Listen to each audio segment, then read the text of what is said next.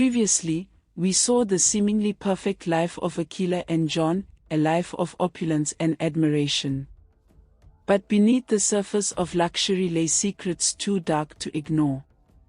Akila, surrounded by wealth and comfort, began to feel an unshakable emptiness creeping into her heart. The material riches that once brought her joy now felt hollow, a reflection of something missing deep within her. Meanwhile, John wrestled with his own demons. The weight of his sinister pact bore down on him, and his fear of discovery grew stronger with each passing day. His paranoia consumed him, as he became increasingly protective of Akila, desperate to keep her unaware of the truth that could shatter their lives. In this part, we explore Akila's growing discontent, John's unraveling composure, and the cracks that begin to form in their gilded world. What will happen when illusions fade and reality forces its way in? The answers begin here. On the surface, Akila seemed to have it all, a life of unmatched luxury, surrounded by beauty and wealth. She would spend her days trying on exquisite jewelry, lounging in her opulent home, or admiring the treasures her life afforded her. To the outside world, she was the embodiment of success, a queen in her castle. But beneath the surface of her dazzling life, something was missing. As the days turned to weeks, a quiet emptiness began to settle within her, one she couldn't fully explain. The sparkling diamonds and elegant gowns brought fleeting moments of satisfaction, but the hollowness remained, growing louder in her solitude. Even as the neighborhood woman looked on with envy, admiring her beauty and lavish lifestyle, Akila found herself withdrawing further. She began to spend hours alone, her thoughts clouded with questions she had never dared to ask. What was the purpose of all this luxury? Why did it feel so incomplete? Her reflection in the grand mirrors of her home began to look unfamiliar, as though the life she had built was not her own. And for the first time, Akila found herself wondering if wealth alone could truly bring happiness. As the days passed, John's life became a carefully orchestrated performance, one designed to keep the truth hidden at all costs. What began as guilt slowly morphed into paranoia, consuming his thoughts and dictating his every move. Every glance Akila gave, every question she asked, felt like a threat. To John, it was only a matter of time before she stumbled upon the dark secret that bound their lives. His fear of discovery turned into an obsession. He became excessively vigilant, locking doors and windows, scanning his surroundings for anything or anyone that might lead Akila to the truth. John's protective instincts turned controlling. He insisted on knowing where Akila was at all times, discouraging her from spending too much time with friends or family. He veiled his actions as concern, claiming he didn't want her to be influenced by outsiders. But in reality, he feared the cracks in their carefully constructed facade would begin to show. The rituals, once a means to secure wealth, now felt like a curse. Each month, as the ritual approached, John's dread grew unbearable. The act of adding the mysterious salt to Akila's food weighed heavily on him, but he couldn't bring himself to stop. He knew the consequences of breaking the pact were far greater than the guilt he carried. Yet, the toll of his actions began to manifest. John's sleepless nights left him restless and irritable. He avoided visitors and became distant from those who once knew him. The man who had built a life of luxury now lived in constant fear, a prisoner to his own decisions. Every moment in Akila's presence was a reminder of the cost of his choices. He couldn't help but watch her with a mix of love and terror, knowing that if she ever uncovered the truth, their lives would never be the same. And so, John continued to tread a dangerous path, clinging to his secret with trembling hands, even as it threatened to destroy the very life he had worked so hard to create. Akila's days in the grand house had become quiet and solitary, and the silence often led her mind to wander. On one such afternoon, while tidying up John's study, she noticed a drawer. Unlike the others, it was locked.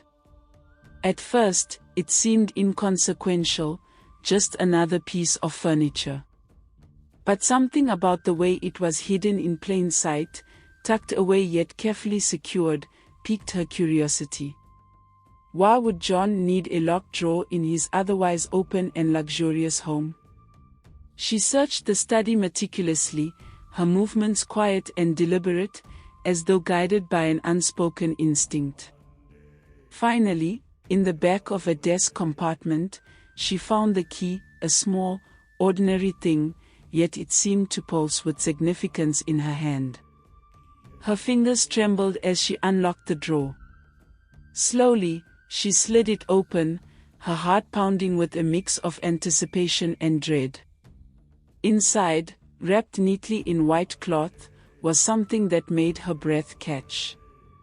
She hesitated, her instinct screaming to stop, but her hands moved as if compelled by a force she couldn't resist.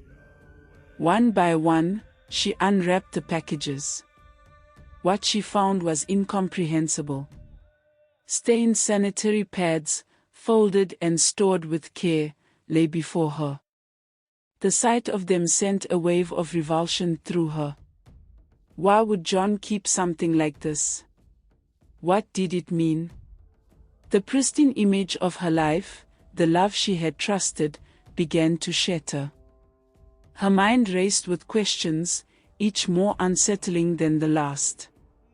Had she unknowingly been a part of something sinister? That evening, she waited for John to return home, her thoughts a whirlwind of confusion, anger, and fear. As he entered, she confronted him, holding one of the cloths in her trembling hands. "What is this, John?" she demanded, her voice trembling but resolute. "What are you hiding from me?" John froze, the color draining from his face as his eyes locked onto the bloodied cloth. For a moment, he said nothing, his lips parted as though to speak but no words came out. The weight of the moment hung between them, heavy and suffocating. Akila pressed on, her voice rising with every word. "I trusted you. I gave up everything for this life. What is this? Tell me the truth." John's shoulders slumped as he realized there was no escape. His carefully constructed facade had crumbled, and the secret he had guarded so fiercely now stood exposed. Tears filled his eyes as he prepared to reveal the unthinkable truth, knowing it would destroy the life they had built together. John stood frozen, the weight of Akila's discovery pressing down on him like a crushing tide. Her piercing gaze demanded answers, leaving him nowhere to hide. For a moment, he considered lying, crafting a story to salvage the fragments of their life. But the evidence in her trembling hands left no room for deceit. With a trembling sigh, John lowered himself into the nearest chair, his head falling into his hands. His voice, low and uneven, broke the suffocating silence. "I never wanted you to find out," he began, his words heavy with shame. "But I suppose it was only a matter of time." He took a deep breath, steeling himself to speak the words that would shatter their lives. Slowly, haltingly, he began to tell her everything, the years of desperation after his National Youth Service, the countless rejections, and the crushing poverty that had left him hopeless. He spoke of the day he met Al-Haji Salami, the offer of wealth, and the fateful night he followed him to the secluded forest. John's voice cracked as he described the old woman, her black calabash, and the sinister ritual that had bound his soul. He confessed the pact in its entirety, the wealth that would flow into his life, the curse of infertility, and the grotesque ritual that sustained it. "I had no choice," he pleaded, his voice shaking. "It was the only way out. I wanted to give you everything, everything you deserve." But his words did little to soothe the storm that raged within Akila. Her face contorted with a mix of emotions, shock, anger, and an overwhelming sense of betrayal. "Everything I deserve," she repeated, her voice rising with every syllable. "You built this life on lies, on blood, on something so vile I can't even begin to comprehend it. You've destroyed us, John. You've destroyed me." Tears streamed down her face as she struggled to process the truth. The man she had trusted, the man she had built her life with, had hidden a secret so dark it cast a shadow over everything they had shared. John reached out to her, his voice desperate and pleading. "I did it for us, Akila. Please, you have to understand. If I had refused, I would have lost everything, including my life." But Akila stepped back, shaking her head. Disgust and sorrow filled her eyes as she whispered, "I don't even know who you are anymore." John's confession had finally brought the truth to light, but in doing so, it had torn apart the fragile foundation of their lives. And as Akila turned away, John was left to sit in the silence of his guilt, knowing there was no way to undo the choices he had made. Akila sat in the silence of their grand home, her mind replaying John's confession over and over. The luxurious surroundings that once brought her comfort now felt suffocating, a constant reminder of the darkness that had tainted her life. The weight of betrayal pressed down on her, threatening to crush her spirit. The man she had trusted, the life she had built, all of it was a lie. But amid her devastation, a flicker of resolve began to grow.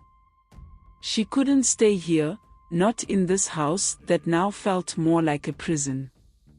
Slowly, deliberately, Akila began to pack. Each movement was heavy with sorrow, but her determination never faltered. She folded a few clothes into a small bag, her hands trembling as tears streamed down her face. This wasn't just leaving, it was an act of reclaiming herself, of stepping away from the lies and seeking the truth. As she zipped the bag closed, Akila glanced around the room one last time. The grandeur of the mansion, once a symbol of her happiness, now seemed cold and hollow. Without another word, she picked up the bag and walked to the door. The night air was crisp as she stepped outside. Her silhouette, framed against the towering structure of the house, seemed small but resolute. Each step she took away from the mansion was a step toward something greater, a chance to find answers, to understand the truth, and perhaps, to rebuild her life on her own terms. Driven by a mixture of anger, sorrow, and an unrelenting need for answers, Akila set out on a journey she never imagined taking. The details of John's confession swirled in her mind, but one name stood out above all others, the old woman. Akila had no clear path, only fragmented clues from John's recounting. She sought help from a friend, piecing together directions to the desolate place John had described. As she approached the outskirts of the city, the familiar comforts of civilization gave way to a dense forest, its looming trees casting long, menacing shadows. The forest seemed alive, the air heavy with an otherworldly energy. Every rustle of leaves, every snap of a twig underfoot made her heart race, but she pressed on, her resolve stronger than her fear. The deeper she ventured, the darker it became, until finally, in the distance, she saw it, a faint light flickering through the trees. It was the old woman's hut, a small, decrepit structure that seemed to breathe with its own sinister presence. The faint glow of firelight spilled through cracks in the wooden walls, casting eerie patterns on the forest floor. Akila's steps faltered as she neared the hut. The air grew colder, and the faint sound of chanting reached her ears, a low, guttural rhythm that sent chills down her spine. She paused for a moment, taking a deep breath to steady herself, then pushed open the creaking door. Inside, the old woman sat by a fire, her face illuminated by its flickering glow. Her expression was unreadable, her eyes gleaming with an unsettling mix of curiosity and malice. "I know what you've done," Akila said, her voice steadied despite the fear coursing through her veins. "You cursed my husband. You cursed me. I want it undone." The old woman tilted her head, a slow, deliberate smile spreading across her weathered face. "Once a pact is made, it cannot be undone," she said, her voice a chilling whisper.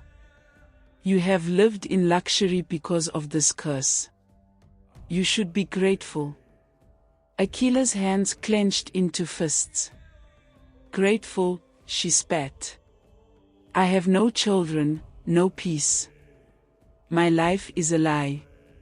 Tell me how to end this." The old woman's smile faded, her gaze darkening. "There is a way," she said at last, her tone cold and foreboding. "But it comes at a price greater than you can imagine." The tension in the air was suffocating, the weight of the old woman's words pressing down on Akila. She stood her ground, determined to uncover the truth, no matter the cost. The old woman's eyes gleamed with a mix of malice and amusement as she studied Akila. Her voice, low and deliberate, broke the suffocating silence. "You want to undo the pact," she said, her words dripping with mockery. "Do you even understand the price that was paid for your life of luxury? The wealth, the comfort, the admiration, it all comes from blood, sacrifice, and a binding promise that cannot simply be undone." Akila's breath caught, but she held her ground. "There has to be a way," she insisted. "Tell me what it takes." The old woman leaned closer, her face illuminated by the flickering firelight. Her smile vanished, replaced by a chilling seriousness. "There is only one way," she said, her voice cold and final. "The one who made the pact must surrender everything they have gained.